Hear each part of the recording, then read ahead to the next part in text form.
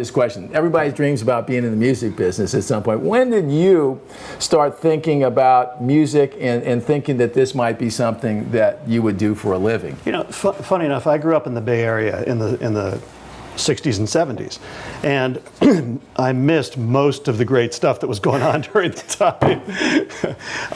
I grew up in a very strict Catholic family, and we only got allowed to go see the movies and really the shows that the Catholic weekly paper said were okay to see. So my first concert was B.B. King with Gladys Knight and the Pips. I'm sure they had no idea Gladys Knight and the Pips were on it, or else they wouldn't have approved.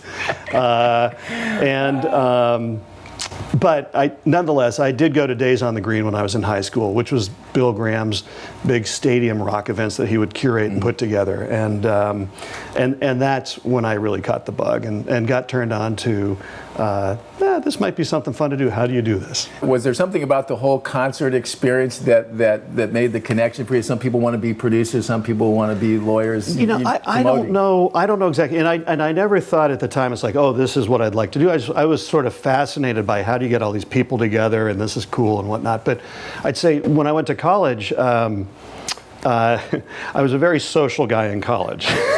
I went to an intellectual school at UC San Diego, but I was sort of the party guy. I kept wondering why they didn't have frats there and that kind of thing. And so I started throwing parties because the school seemed to lack that. And the parties turned into bigger open air things, and we hired bands. In fact, you may know a famous bass player named Nathan East. Okay. And Nathan's played with Eric Clapton and Phil Collins, and he tours, you know, regularly and constantly. He's a great studio musician. He's got a band of his own called Foreplay. It's a great jazz band, very well renowned. And Nathan's first band in San Diego, when he was going to UCSD also, was an Earth, Wind & Fire cover band. And we hired them to play on the quad one day and had, you know, a few hundred people and free beer. And I went, oh, you could probably do something with this. Now let me